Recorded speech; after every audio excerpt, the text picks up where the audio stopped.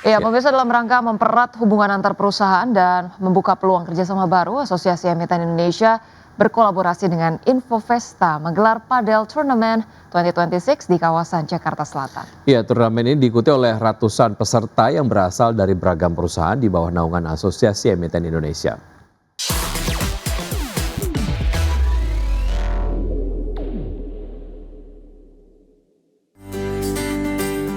Olahraga kini bukan hanya sekedar kebugaran, namun juga menjadi ajang untuk memperluas jaringan profesional.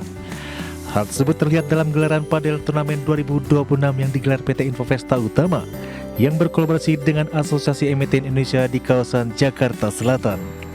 Selain untuk menyalurkan hobi, gelaran turnamen ini bertujuan untuk membuka peluang kerjasama dan pererat komunikasi antar anggota. Selaras dengan tema tahun ini, Where Connections Start and Opportunities Grow.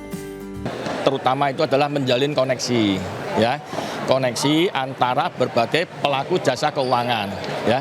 Nah, kita kolaborasikan itu dengan asosiasi emiten, ya. Kalau emiten kan belum tentu dari keuangan semua, ya. Jadi supaya ada semacam hubungan yang baik lah, ya, yang terjalin. Siapa tahu bisa win-win solution untuk kerjasama berikutnya, itu. Turnamen yang diikuti 140 peserta dari beragam perusahaan yang bernaung di bawah Asosiasi Emiten Indonesia ini dibagi menjadi kategori mixed double dan men's double. Para peserta memperebutkan hadiah tabungan jutaan rupiah. Ya, dan memang ini linkage yang bagus nih antar di capital market, ya, ada aset manajemen juga, ada teman-teman sekuritas, ada dari investor institusi, dan juga tentunya dari emiten. Ini kan sebenarnya satu networking yang bagus, ajang networking bagus untuk kita semua. Dengan semangat sportivitas dan jejaring yang kuat, kegiatan ini diharapkan membawa manfaat untuk para peserta dan pererat hubungan antar pelaku pasar modal di Indonesia. Dari Jakarta, Kia De La Rosa, Rizky Julianto, Tim Liputan, IDX Channel. PT Trimegah Sekuritas Indonesia Tbk mengumumkan telah melunasi kewajiban obligasi berkelanjutan 1 tahap 3 tahun 2025 seri A senilai Rp250,71 miliar yang jatuh tempo pada 25 Januari 2026. Ya, manajemen perseroan menjelaskan bahwa pelunasan obligasi tidak berdampak terhadap kegiatan operasional maupun aspek hukum perseroan.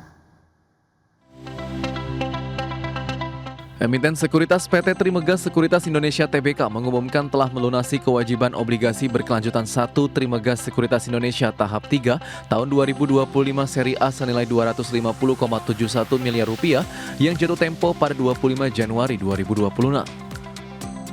Direktur Utama PT Trimegah Sekuritas Indonesia Tbk, Pilmon Samuel Tanuri menyampaikan bahwa perseroan telah melakukan pelunasan pokok obligasi tersebut melalui PT Kustodian Sentral Efek Indonesia sesuai dengan jadwal yang telah ditetapkan.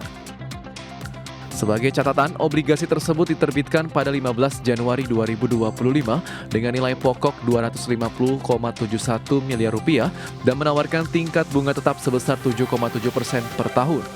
Obligasi ini memiliki tenor 370 hari kalender sejak tanggal emisi.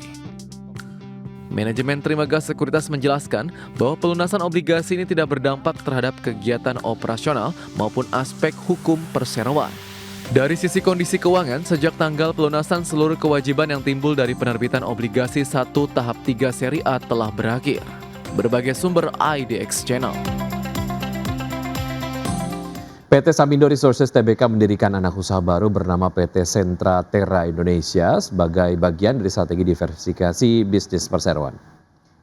Ya, Corporate Secretary PT Samindo Resources Tbk Ahmad Zaki Natsir menyampaikan bahwa pendirian anak usaha tersebut telah dilakukan pada 23 Januari 2026 bersama dengan PT Trasindo Murni Perkasa.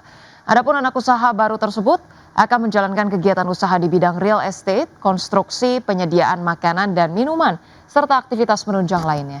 Dalam struktur kepemilikan modal, perseroan menggenggam 90,9% saham Sentra Terra Indonesia senilai Rp269,73 miliar. Sedangkan TMP memiliki 0,1% saham dengan nilai Rp270 juta.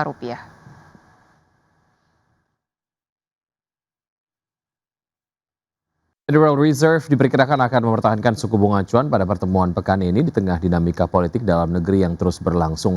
Dalam pertemuan kebijakan yang akan berakhir pada hari Rabu, The Fed diperkirakan akan menahan suku bunga di kisaran 3,5 sampai 3,75%. The Federal Reserve diperkirakan akan mempertahankan suku bunga acuan pada pertemuan pekan ini, meski agenda kebijakan moneter saat ini dibayangi oleh investigasi kriminal pemerintah Trump terhadap Ketua The Fed Jerome Powell, upaya pemecatan kontroversial terhadap Gubernur Fed Lisa Cook, dan proses nominasi pengganti Powell yang akan menjabat mulai Mei mendatang.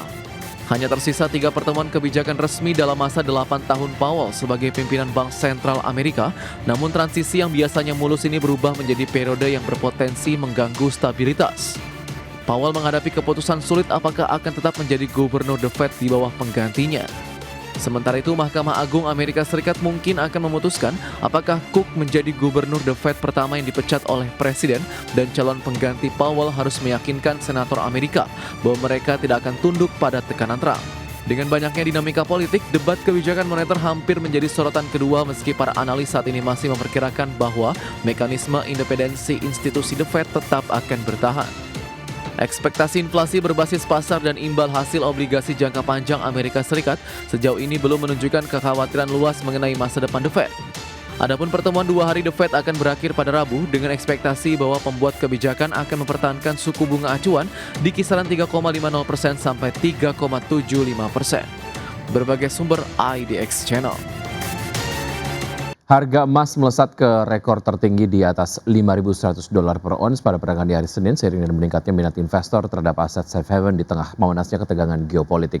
Emas spot melonjak 2% menjadi $5.077 per ons setelah sempat menyentuh rekor $5.110. Sedangkan harga emas berjangka Amerika Serikat untuk kontrak pengiriman Februari melesat 2,1% ke posisi $5.080 per ons. Dan ketegangan geopolitik terbaru muncul setelah Presiden Donald Trump menyatakan akan memberlakukan tarif 100% terhadap Kanada jika negara tersebut melanjutkan kesepakatan dengan China. Sementara itu, perhatian investor turut tertuju pada potensi intervensi terkoordinasi di pasar mata uang oleh otoritas Amerika Serikat dan Jepang serta agenda rapat The Fed pekan ini. Sepanjang tahun 2026 harga emas melesat hampir 18% setelah meroket 64% sepanjang 2025, dan tahun lalu emas juga mencetak tonggak penting dengan menembus level $3.000 dan $4.000 untuk pertama kalinya.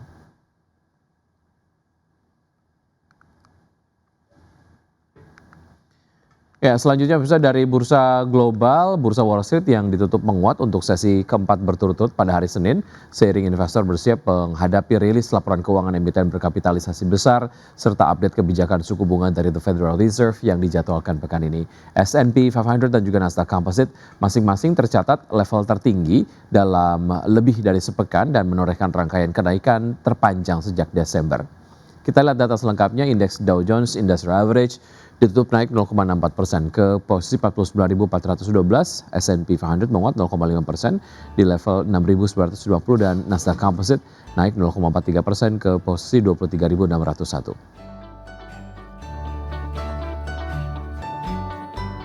Dari Eropa, pemirsa, bursa ekuitas Eropa yang berakhir di zona hijau pada Senin didorong oleh kenaikan sektor finansial menjelang rilis laporan keuangan sejumlah bank besar pekan ini.